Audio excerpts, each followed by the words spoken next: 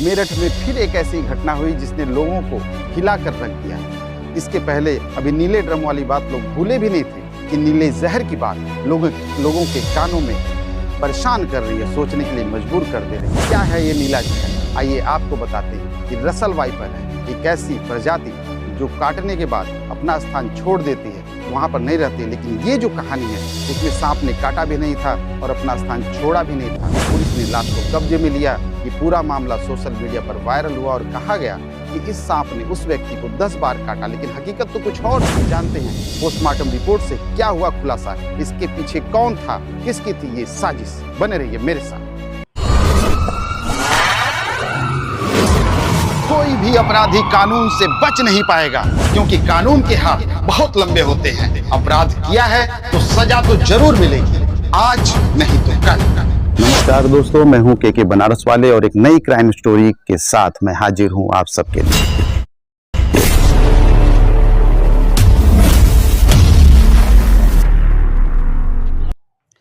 दोस्तों ये जो घटना, ये 14 अप्रैल की जो घटना है, 14 अप्रैल 2025 और उस दिन सोमवार था।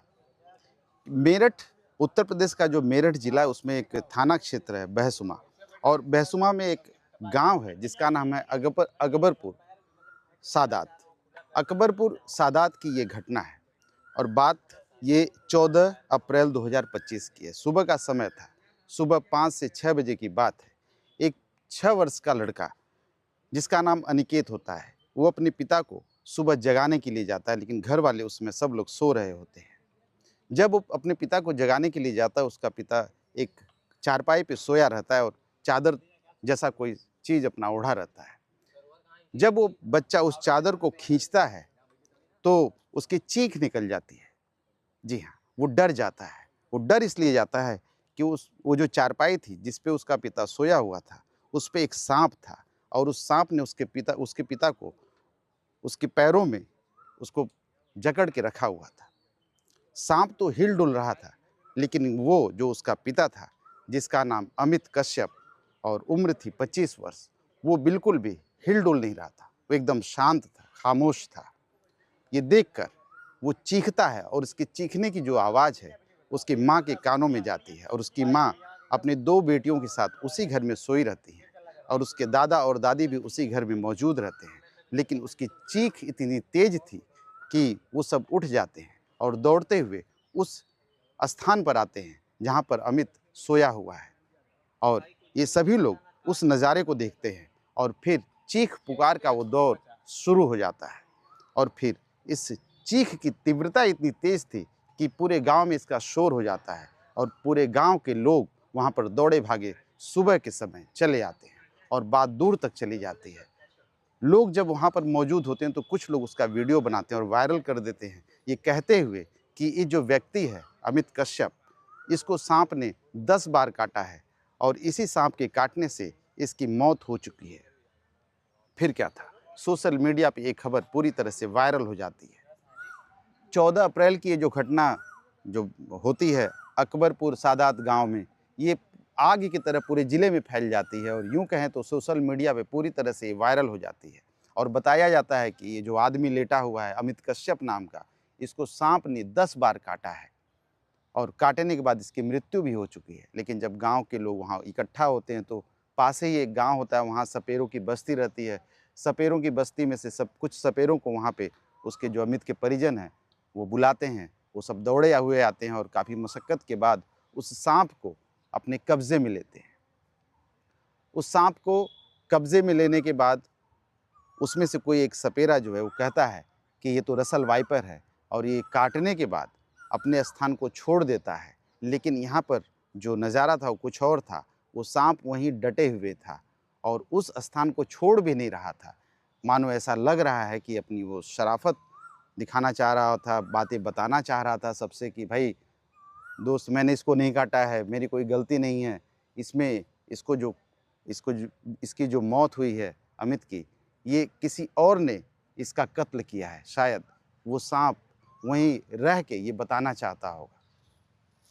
सपेरे कुछ और बात करते, लेकिन जो गांव वाले थे, जो परिजन थे, वो सब कहते हैं नहीं, अमित को लेकर जल्दी हॉस्पिटल चला जाए, डॉक्टर के पास चला जाए। तो लोग जल्दी जल्दी उसे अमित को उठाते हैं और गाड़ी में रख के उसे हॉस्पिटल लेकर जाते हैं। पास का ही डॉक्टर रहता है। डॉक्टर उसे देखता है और कहता है कि ये इसका जो इलाज है मेरे बस का नहीं, क्योंकि इसे एक सांप ने काटा हुआ है। इसे किसी ऐसे डॉक्टर के पास लेकर जाओ जो सांप के काटे हुए का इलाज करता है। अब लोग सोच में पड़ जाते हैं तो याद आता है कि बुलंदशहर जो यूपी का ज़िला है बुलंदशहर, और बुलंदशहर में एक कस्बा है जहाँ पे एक डॉक्टर होते हैं, और उस कस्बे का जो नाम है वो गुलाठी है। और वहाँ पे डॉक्टर होते हैं जो सांप के काटे हुए लोगों का इलाज करते हैं। वहाँ पर अमित की बॉडी को लेकर जाया जाता है, और जब वो डॉक्टर उसकी नब्ज़ टटोलता है तो कहता है कि ये जो व्यक्ति है ये मर चुका है, ये लाश में तब्दील हो चुका है और इसका कुछ नहीं हो सकता है। ऐसा करिए आप लोग इसे घर लेकर जाइए। और वो उसकी बॉडी को लेकर घर आते हैं, और जैसे ही घर आते हैं वहाँ पर पुलिस पहुँच जाती है। पुलिस पहुँच जाती है और उस लाश को अपने कब्ज़े में लेती है, और कब्ज़े में इसलिए लेती है कि जो पहले वाला डॉक्टर था वो शायद उस अमित की बॉडी पे कुछ जख्म होते हैं थोड़े से, उसको वो देखता है, जान जाता है कि इस कहानी का जो जो इसकी मौत की जो कहानी है वो कुछ अलग है, क्योंकि उसके नाक पे, उसके गाल पे, उसके गर्दन पे कुछ हल्के से चोट के निशान भी थे, और वो दूर से नज़र नहीं आ रहे थे। उसको जब पास से बारीकी से देखा जाता तब वो नज़र आ रहे थे। और पुलिस जब उस लाश को अपने कब्ज़े में लेती है, अमित की बॉडी को कब्ज़े में लेती है, तो उसने भी वो जो निशान थे उसके नाक, गाल और गर्दन पे उसको ध्यान से देखा, उसका मुआयना किया और बॉडी को लेकर चली जाती है थाने। और जब वहाँ थाने पहुँचती है तो फिर इस घटना की शिनाख्त होना शुरू हो जाता है, और फिर बुलाया जाता है वो जो अमित है उसके चाचा, जिसका नाम राजू होता है। राजू को थाना बुलाया जाता है। उसका जो भाई होता है मोनू, उसको भी थाने में बुलाया जाता है। उससे पूछताछ होती है, लेकिन पूछताछ में दोनों कहते हैं कि उसकी मौत में इनका कोई हाथ नहीं है। दोनों गिड़गिड़ाते हैं कि हम लोगों की कोई ऐसी दुश्मनी नहीं थी, हमारा इससे कुछ लेना देना नहीं है। आप चाहिए तो पोस्टमार्टम करके देख लीजिए। पोस्टमार्टम डेड बॉडी का पुलिस कर देती है, और उसकी रिपोर्ट जब आती है तो सब हैरान और परेशान हो जाते हैं, क्योंकि ये पता चल जाता है कि जो अमित की मौत है वो किसी जहर से नहीं हुई है, किसी सांप के काटने से नहीं हुई है। उसकी मौत गला दबाकर हुई है। अब मामला पुलिस के लिए और पेचीदा हो जाता है कि आखिर किसने इस घटना को अंजाम दिया, किससे इसकी दुश्मनी थी, क्योंकि अभी किसी का भी नाम सामने नहीं आ रहा था। और फिर जब उसके चाचा और अमित का जो भाई है वो कहता है कि जो उसकी बीवी है अमित की, रविता नाम की, उससे उसका झगड़ा अक्सर होता था, तो पुलिस उसे अपनी थाने बुलाती है और अपनी कस्टडी में लेती है, और फिर तहकीकात करना शुरू कर देती है। जब थाने में पुलिस से अमित के चाचा राजू और उसका जो भाई मोनू था, ये दोनों कहते हैं कि आए दिन अमित की लड़ाई अपने उसकी जो पत्नी थी उससे अक्सर आए दिन उसकी लड़ाई अक्सर होती रहती थी, मार पिटाई भी उसमें हाथापाई भी होती रहती थी। और फिर जब ये रिपोर्ट आती है, पोस्टमार्टम की रिपोर्ट आती है कि अमित की जो हत्या हुई है, उसको जो मारा गया है वो गला दबाकर मारा गया है, इस सांप के जहर से या सांप के काटने से इसकी मौत नहीं हुई है। और अब पुलिस का जो शक है पूरी तरह अमित की जो पत्नी है रविता की तरफ घूम जाता है, और फिर रविता को थाने बुलाया जाता है और इसे अपनी कस्टडी में पुलिस ले लेती है, और पूछताछ का दौर शुरू होता है। पहले तो जो रविता है वो तरह तरह की कहानी बताती है, लेकिन जब पुलिस शक्ति से पेश आती है तो फिर रविता की एक नहीं चलती, क्योंकि ऐसा कहा जाता है कि पुलिस जब अपने पे आ जाए तो मुर्दों से भी बुलवा सकती है, और फिर रविता तो एक जिंदा इंसान थी। और रविता ने फिर पूरी घटना को कैसे अंजाम दिया गया वो सारी बातें पुलिस के सामने खुलासे करती है। वो कहती है कि आए दिन जो अमित है उसे पीटता था, मारता था, उसे नंगा करके उसे बहुत मारता था, बहुत प्रताड़ित करता था, और ये परेशान हो चुकी थी। 1 साल पहले की बात है। अमित का एक दोस्त था जिसका नाम अमरदीप है, और अमरदीप का भी घर में आना जाना लगातार होता रहता था। ये दोनों मिलकर टाइल्स लगाने का काम करते थे, अमित और अमरदीप। और अमरदीप की अभी तक शादी नहीं हुई थी और 1 साल पहले की ये बात है। एक दिन अमरदीप ने रविता से कहा कि भाभी, कृपा करके मुझे अपना मोबाइल नंबर दे दीजिए, क्योंकि अक्सर जब मैं फ़ोन करता हूँ तो भाई साहब तो बिज़ी रहते हैं। कम से कम कुछ बात हो जाएगी, कुछ पूछना होगा तो मैं आपके मोबाइल से पूछ लूँगा। और जो रविता रहती है, वो इसे अपना अमरदीप को अपना मोबाइल नंबर दे देती है और फिर बातचीत का दौर शुरू होता है। एक दिन की बात है, अमित ने अपनी पत्नी को बहुत मारा और उसे नंगा करके उसे बहुत ज़्यादा मारा।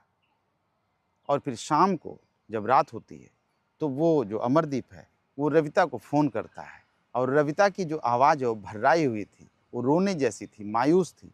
तब जो अमरदीप है वो पूछता है कि भाभी जी क्या हुआ, आज आपकी आवाज़ कुछ बदली बदली लग रही है। तब रविता ने उस पूरी घटना को अमरदीप से बता दिया और जब अमरदीप ये पूरी घटना को सुनता है तो फिर उसका झुकाव रविता की तरफ हो जाता है और उसको रविता के ऊपर बहुत दया आने लगती है। वो पूरी तरह से अब रविता के सुख दुख का साथी हो जाता है और ये जो बातचीत का दौर है ये लगातार चलना शुरू हो जाता है। जब अमित कभी कभी घर पे नहीं रहता था तो इनका मिलना जुलना भी शुरू होता था।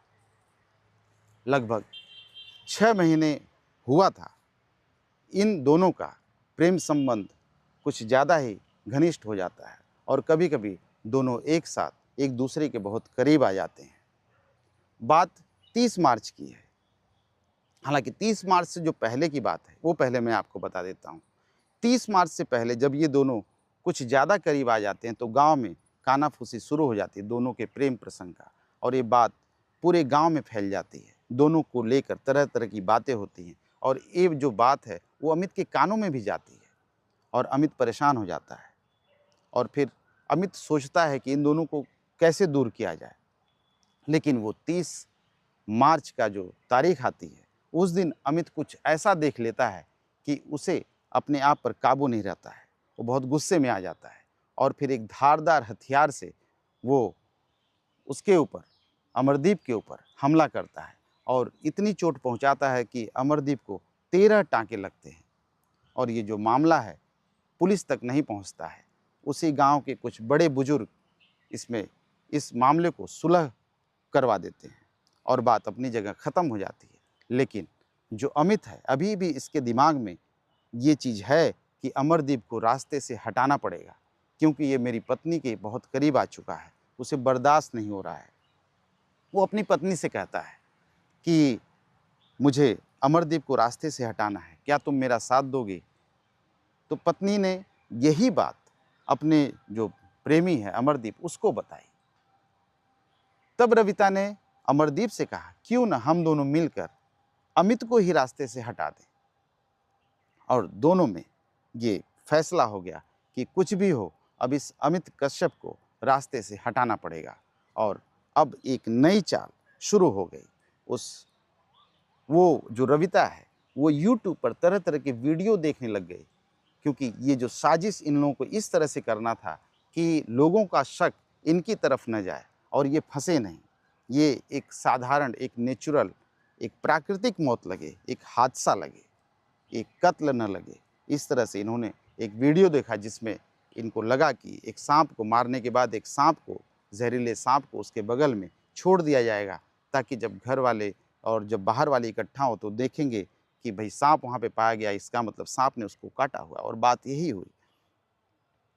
अब दोनों में ये फैसला हो जाता है कि ठीक है, अब अमित को रास्ते से हटा दिया जाएगा। बात 13 अप्रैल की करते हैं। 13 अप्रैल को रविवार था और रविवार के दिन अमित और उसका जो पूरा परिवार था, पास थोड़ा दूर पे एक मंदिर था, शाकंभरी देवी मंदिर, ये लोग दर्शन करना चाहते थे और दर्शन करने के लिए 13 तारीख को ये लोग जाते भी हैं। लेकिन जाने से पहले अमित और रविता की बहुत ज़्यादा लड़ाई हुई थी, कहा सुनी हुई थी और उसके बाद वो पूरा परिवार मंदिर दर्शन करने जाता है, देवी जी के दर्शन करता है और मंदिर से आने के बाद फिर दोनों में लड़ाई होती है। रविता और अमित में, और ये बहुत ज़्यादा कहा-सुनी होती है, लड़ाई होती है। मारता भी खूब है अमित अपनी पत्नी रविता को, वो भी नंगा करके मारता है। अब रविता ने उसी समय 13 अप्रैल को शाम को ये फैसला लिया कि कुछ भी हो, आज अमित को अपने रास्ते से हटना ही पड़ेगा। और फिर वो अमरदीप को फ़ोन करती है। अमरदीप को फ़ोन करके ये कहती कि कुछ भी हो जाए, आज एक जहरीले साँप की व्यवस्था करो। और अमरदीप आनन-फानन में अपने एक दोस्त को फ़ोन करता है। वो दोस्त उसे सपेरों की बस्ती में लेके जाता है, वहाँ से एक साँप का इंतज़ाम होता है, जिसका जो प्रजाति मैंने बताया आपको रसल वाइपर, जो कि बहुत ज़हरीला साँप होता है, उसका इंतज़ाम किया जाता है। 1000 रुपए सपेरे को दिए जाते हैं और सपेरा उसको बैग में भर के उस साँप को उनको हवाले कर देता है। अब रात होती है, रात में अब सब लोग खाना खा पी कर अपने-अपने जगह पर सोने के लिए चले जाते हैं, लेकिन ये जो घटना है, इसको अंजाम देने के लिए रविता समय का इंतज़ार करती है और रात के 11 बज जाते हैं। 11 बजे के बाद रविता अपने घर का दरवाज़ा खोलती है। अमरदीप अपने हाथ में एक थैला लिए है, थैले में उस साँप को रखे उस घर में प्रवेश करता है। उस घर में उसके सास-ससुर भी हैं, सब लोग सोए हुए हैं और किसी की नज़र उस अमरदीप पर नहीं पड़ती है। हालाँकि जो अमित है, वो अपने बेड पर सोया हुआ है और बेड के पास दोनों पहुँचते हैं, रविता और अमरदीप। रविता उसके पैर और हाथ को पकड़ती है और अमरदीप उसके गले को कस के दबाता है और उसके मुँह को भी दबा देता है, ताकि उसकी जो चीख है, जो आवाज़ है, वो दूर तक सुनाई न दे।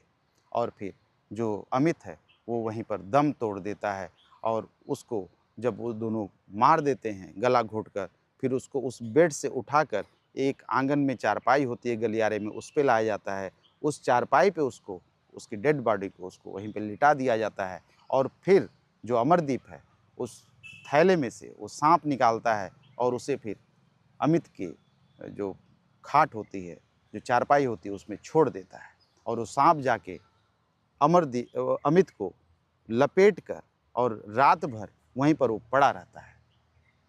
और फिर उसके बाद ये जो हादसा होता है कि सुबह का समय फिर उसका जो बेटा है 6 वर्ष का, वो जाता है उठाने के लिए और उसकी चीख निकलती है और फिर सोशल मीडिया पर वायरल होता है और पुलिस आती है और पुलिस उसकी डेड बॉडी को अपने कब्ज़े में लेती है, पोस्टमार्टम के लिए भेजा जाता है। और साँप को भी, चूँकि सपेरों ने उसको काफ़ी मशक्कत के बाद पकड़ा था, फिर आती है वन विभाग की टीम, उसे हस्तिनापुर के घने जंगल में छोड़ा जाता है। और इसकी जो शादी हुई थी वो 8 वर्ष पहले मुज़फ़्फ़रनगर की रहने वाली जो रविता है, वो मुज़फ़्फ़रनगर की रहने वाली थी। इसके 3 बच्चे थे, हँसता-खेलता परिवार था, लेकिन विधि का विधान देखिए, समय को कुछ और मंज़ूर था। और अभी नीले नीले ड्रम की जो घटना है, ये जो मेरठ वाले अभी भूले नहीं थे कि ये नीले ज़हर की जो घटना हो गई, आखिर इस घटना ने लोगों को सोचने पर मजबूर कर दिया कि इन औरतों को हो क्या गया है।